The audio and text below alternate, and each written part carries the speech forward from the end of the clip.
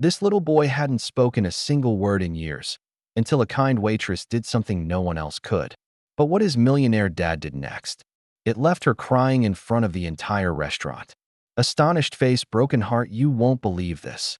Before diving into the story, comment where you're watching from, and don't forget to subscribe so you won't miss the latest stories. It started like any other day, but what happened next would change lives forever. The diner buzzed with its usual morning energy. Coffee cups clinked, orders flew in and out of the kitchen, and the low hum of conversation filled the air. Waitress Maya hustled between tables, balancing plates and pouring coffee with a practiced smile. She knew most of the regulars by name. The grumpy man who always ordered black coffee and eggs, the cheerful elderly couple who split pancakes, and the tired nurse finishing her night shift. But in the far corner of the diner, at the same booth, every Thursday morning, sat a boy who didn't make a sound. He was about 6 years old, tiny, delicate, and almost too well-dressed for a place like this.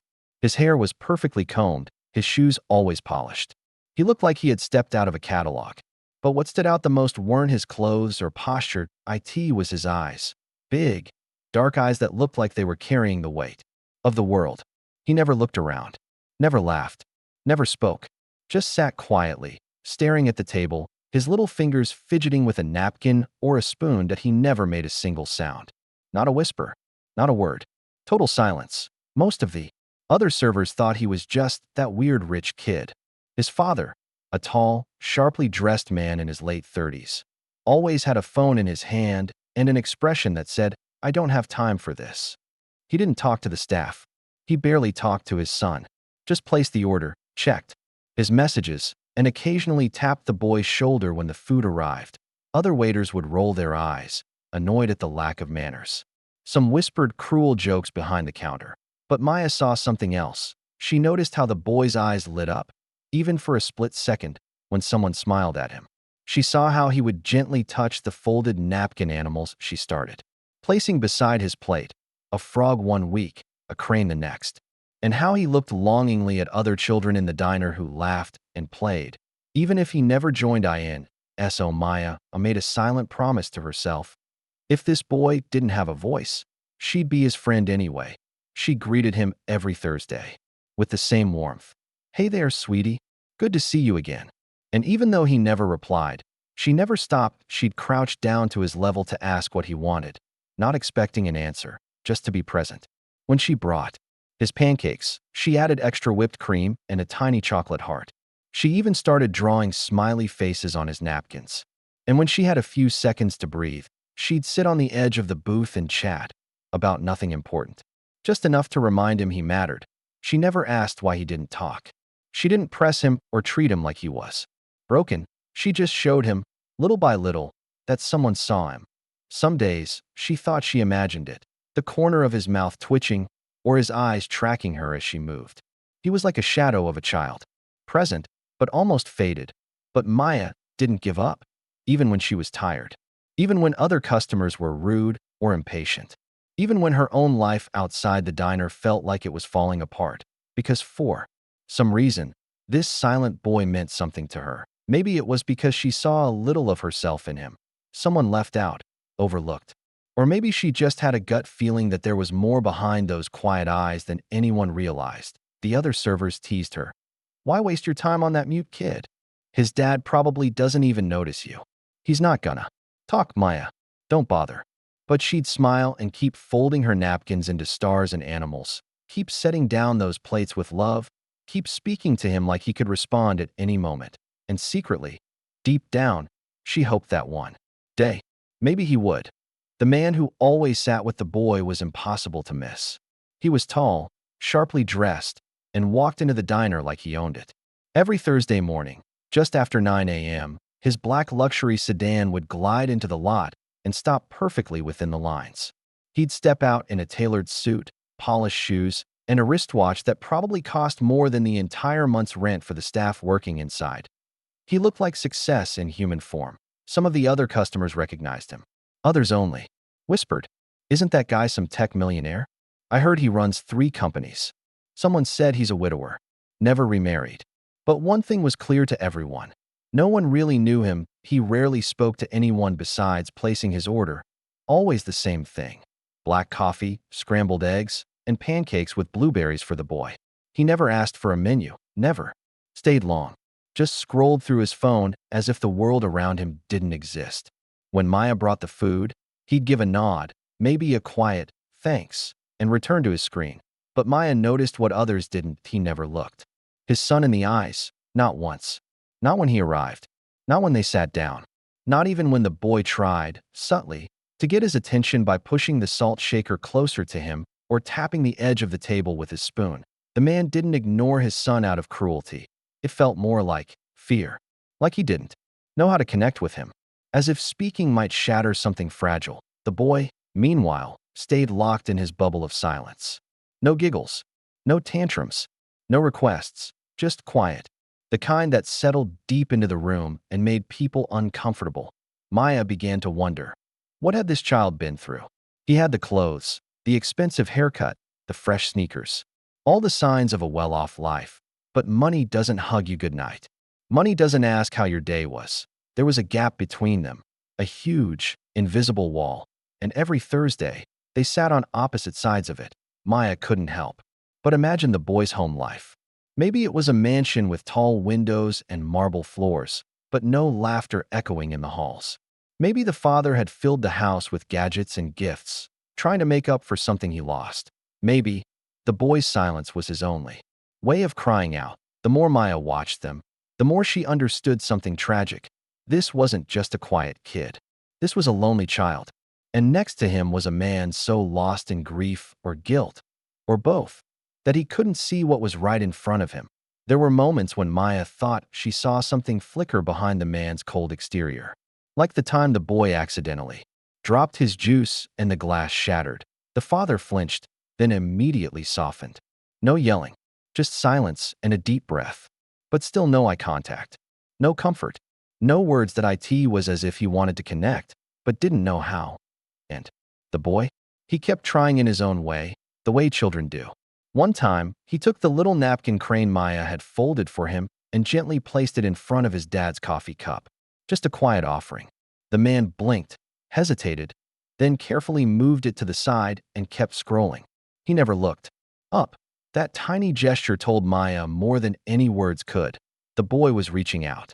He just didn't know if anyone would reach back. Every week, Maya hoped for a breakthrough. Something, anything, that would pierce the wall between them. And then, one Thursday, it happened. It started small. Just a longer glance from the boy. A smile that flickered, then vanished. A bit of whipped cream left untouched as if he was waiting for someone to notice. Maya had no idea what was about to happen. Neither did the father, or the quiet little boy who had never spoken a word in that diner. But fate has a funny way of answering silent prayers. And that morning, everything changed. It was a Thursday morning like any other, the kind Maya had lived through hundreds of times. But this time, she had a plan.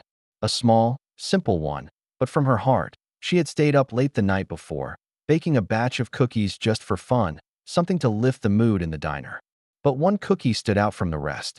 A round sugar cookie, soft and warm, with a big, cheerful smiley face drawn in chocolate chips. As she wrapped it in parchment paper that morning, she thought of one person, the silent little boy in the corner booth.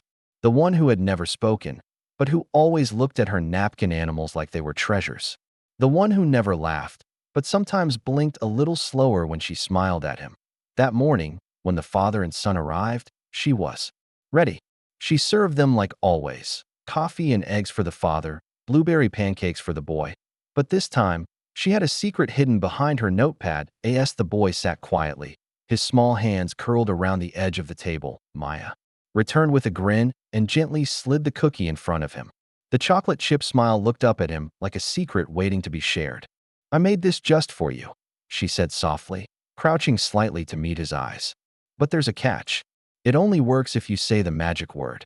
The boy blinked. Slowly, his head tilted just a little. Maya smiled again, playful this time. "You know the one, starts with thank and ends with you?" Still nothing. But his eyes locked onto hers, and for the first time, there was no fear behind them. Just curiosity. Behind him, the father sat glued to his phone, scrolling through emails, unaware of the silent exchange unfolding right in front of him.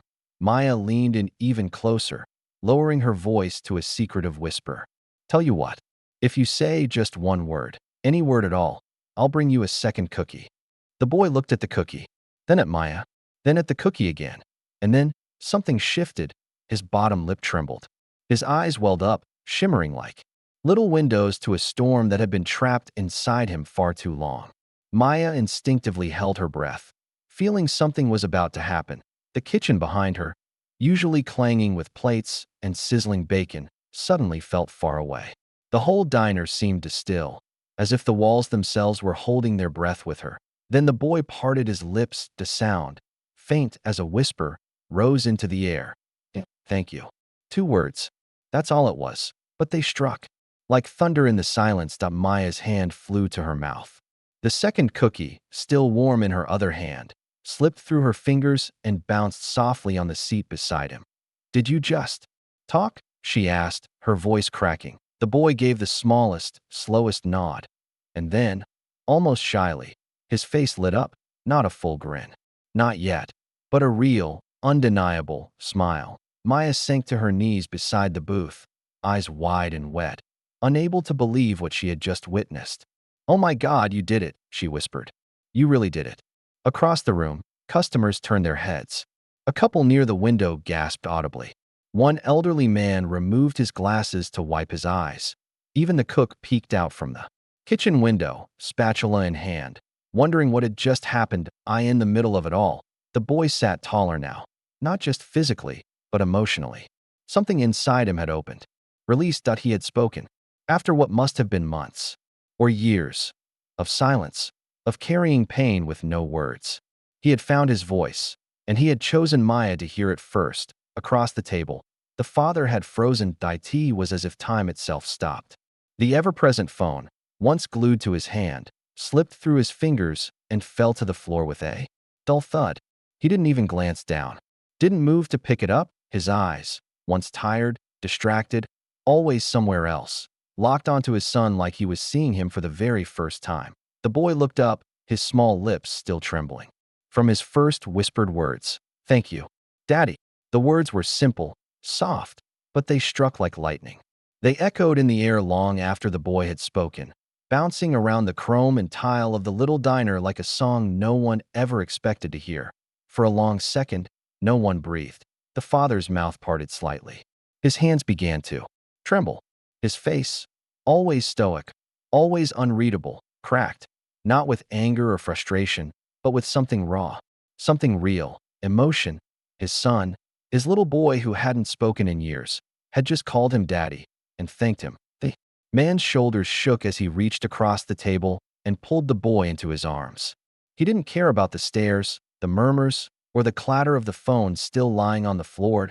He held his son tightly, not like someone afraid to break something fragile, but like a father who had just found something he thought was lost. Forever. He sobbed, openly, uncontrollably, in front of everyone. The little boy rested his head on his father's chest, his tiny hands clutching the fabric of the expensive suit, a suit now soaked with tears. But not tears of sadness, tears of healing. All around them, the diner had gone completely still. And then, slowly, gently, applause began. It started with a soft clap from the woman at the counter. Then the couple by the window joined in. And then, as if on cue, the entire diner erupted into heartfelt, emotional applause. Even the grumpy old chef, the one who'd once grumbled about that quiet kid and always claimed he didn't care for drama, peeked his head out from the kitchen. His eyes shimmered as he pulled off his hat and wiped his face with the back of his sleeve. Something incredible had just happened, not just a boy finding his voice, but a family finding their way back to each other. Maya stood nearby, frozen in place, still processing what she had just witnessed. She had hoped for progress. A word, a sound, maybe a smile. But this was more than she ever imagined. She watched the father hold his son like he never wanted to let go again. She felt something stir inside her chest, something she hadn't felt in a long, long time. Hope. Because in that moment, she realized something deeper. The silence hadn't just been the boys. The father had been silent too, emotionally, spiritually, carrying grief, guilt, and loneliness that no amount of wealth could Cover up. But now, that silence was broken, and all it took was a cookie, a kind word, and someone who believed. Maya blinked back tears as the father stood, holding his son close, and walked over to her. His voice cracked as he spoke. I, I don't know how to thank you, he said. You gave me my son back. Maya shook her head, smiling through watery eyes. He was never gone, she said gently. He just needed someone to listen. The man nodded, overcome with emotion. He reached into his pocket, pulled out a business card, and handed it to her. If you ever need anything, anything at all, call me. You're part of our family now. But Maya wasn't thinking about favors or connections or rewards. She was thinking about the way the boy had smiled, the way he had looked at her, not just with gratitude, but with trust. A trust built not through words, but through weeks of quiet kindness. And as father and son left the diner, this time holding hands, both smiling, Maya felt something else. The world could change. One small act at a time. One cookie, one word, one heart opened. Later that day, just as the lunch rush was dying down and the sunlight dipped low over the city skyline, Maya was wiping down tables when the bell above the diner door jingled again. She looked up, and there he was, the father. Alone this time, still dressed in his crisp suit, but something about him had changed. He looked lighter, softer. The sharp edge in his posture had melted away, replaced by something far more genuine. He walked up to the counter where Maya stood, drying a mug. Can we talk outside for a minute? He asked, his voice quiet. Maya nodded, unsure what to expect. Her heart thudded a little faster as she untied her apron and followed him out to the parking lot. They stood beside his sleek black car. The air was warm, the late afternoon breeze soft. But the silence between them felt heavy, not uncomfortable, but full of meaning. The man turned toward her, eyes glassy. I owe you the truth, he said. About my son. Maya said nothing, only listened. She could feel something important coming. His name is Ethan, the father continued. He hasn't spoken since his mother died 2 years ago. It was sudden, an accident. She was his world. After she passed, it was like someone flipped a switch inside him. One day he was laughing, talking, running through the house. The next, silence. His voice trembled now, and he paused to gather himself. I've taken him to therapists, speech pathologists, pediatric specialists, every expert money could buy. They all said the same thing. He was traumatized, and he'd talk when he was ready. But deep down, I started to believe maybe he never would. He turned to Maya, eyes full of emotion. But today he spoke, and he smiled, for the first time in years. And it wasn't because of therapy or medicine. It was because of you. Maya felt her throat tighten. She opened her mouth to respond, but before she could say anything, the man reached into his jacket and pulled out an envelope. He handed it to her with both hands. She opened it slowly. Inside was a check. The amount made her breath catch. It wasn't just a generous tip. It was life-changing, enough to cover years of rent. Maybe college. Maybe more. I can't accept this, she said, stepping back. But he shook his head firmly. Yes, you can. And you should. Because this isn't just money.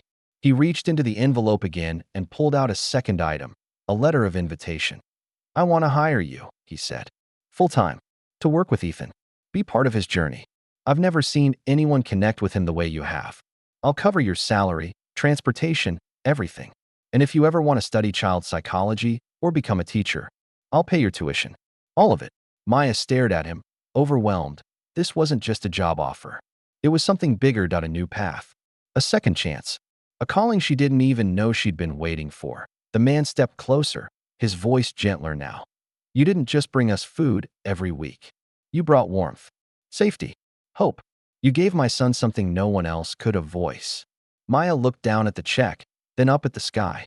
It had turned a soft golden pink, the kind of sunset that makes you believe anything is possible. Tears welled in her eyes. I'm not trained, she said softly. I'm not a therapist or a teacher. I just wanted to make him smile. The man smiled for the first time, really smiled. And that's exactly why you're the right person. She looked at the envelope one more time. Then she thought about Ethan, about his trembling smile, his tiny voice, the way he had looked at her like she was the first safe place he'd seen in a long time. And she knew what she had to do. She nodded. Okay, she said. Let's give him his voice back. So the next time you see someone sitting in silence, don't ignore them. Don't assume. Sometimes the quietest people just need one person to believe in them. And sometimes it only takes one cookie and one kind heart red heart to change a life forever. Speech balloon, if this story touched your heart, don't forget to like, comment, and share it with someone who needs a little hope today. Television, subscribe for more real, emotional stories that remind us of the power of kindness and connection. Folded hands until next time. Stay kind, stay strong, and never underestimate how much your smallest action could mean to someone else. _.